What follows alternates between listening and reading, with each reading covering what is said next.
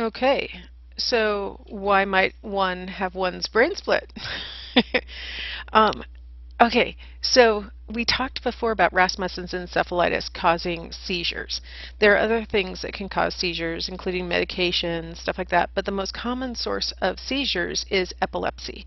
Epilepsy is a disorder where there's usually a nucleus of neurons somewhere in the cortex that is triggering the beginning of the malfunctioning, sort of pulsing, unified firing that can cause seizures.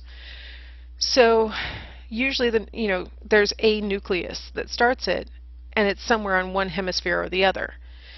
The idea with cutting the corpus callosum, if you have really, really bad epilepsy that's not treatable with medication, it's not responding well, the idea is maybe we could isolate the seizure to just one hemisphere so that you won't have the spreading of the seizure across the entire brain and then it incorporating the entire body in a seizure.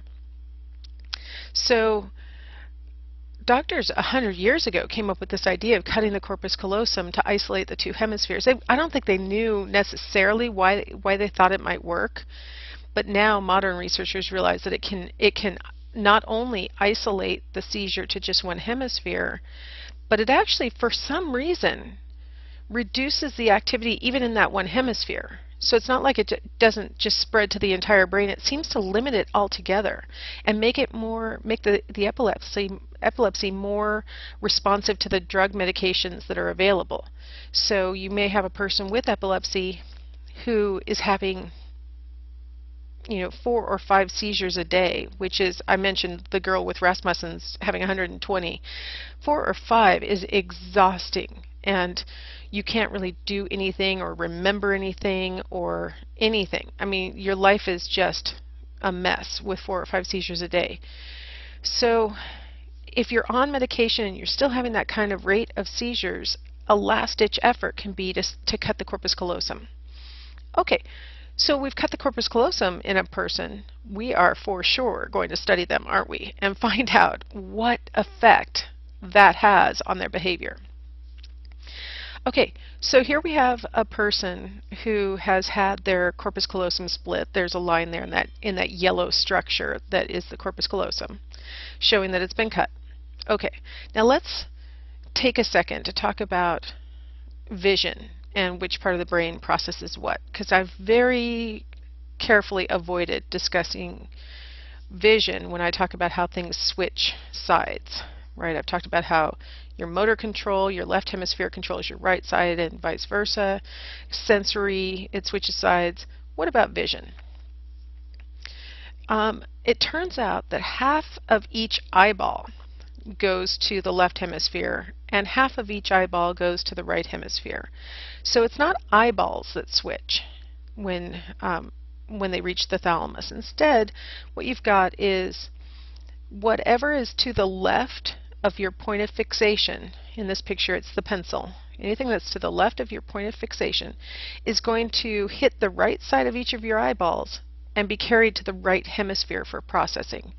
Anything that's to the right of your point of fixation, in this case it's the apple, will land on the left side of your eyeballs and go to the left hemisphere. So right visual field is going to go to the left hemisphere. Left visual field is going to go to the right hemisphere. So that's where the level of switching is. It's not anatomical switching. It's not your eyeballs that are switching. It's the visual fields that are switching. Okay, so now we have a person who's had a split brain and they're being experimentally tested. In their real lives, they don't usually experience any effect, but when you set them up and you tell them, okay, look at the dot. In the upper left corner, we see them saying, look at the dot. So she's fixating, or he's fixating. The individual's fixating. Then they flash a word like heart so that it's separated he and art, really, right? So if you're looking at the red dot, you got he in the left visual field, you've got art in the right visual field. So for all of us, if you fixate on that red dot, the he part is going to your right hemisphere, the art part is going to your left hemisphere. But for all of us with intact corpus callosum, the he gets recognized by your right hemisphere as a word and immediately gets sent to the left hemisphere for processing, because language is processed in the left. And so immediately it gets shared over there. Your brain says, that looks like heart. I think that's heart. So a person with an intact corpus callosum would just immediately report heart. But a person who's had their corpus callosum severed cannot make that sharing inside the brain. And so he stays in the right hemisphere and art stays in the left hemisphere. Now, as I mentioned, language is processed on the left side. So as we see on the lower left, when he or she is asked, what word did you see? Only the left hemisphere can respond. So the left hemisphere saw art. And so that's what the person would say out loud. But here's how we know that they actually also saw he. When asked to use their left hand, which is controlled by their right hemisphere, use your left hand to point at the word that you saw. The left hand will be controlled by the right hemisphere, which saw he, and will point at the word he. So we know that the person saw both parts of the word, but without the corpus callosum intact, they can't pull it together and make the word heart like a person normally would. Instead, they see them as independent events. So thanks to split brain patients, we know that the left hemisphere is the only side that can talk.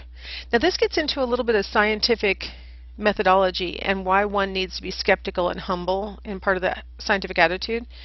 The major researcher in this area, Michael Gazzaniga, originally started this research on split brain patients back in the 60s. And back in the 60s, there weren't great ways to show stimuli like this heart with the dot in the middle of it really quickly and in a way to ensure that the participant couldn't move their eyes.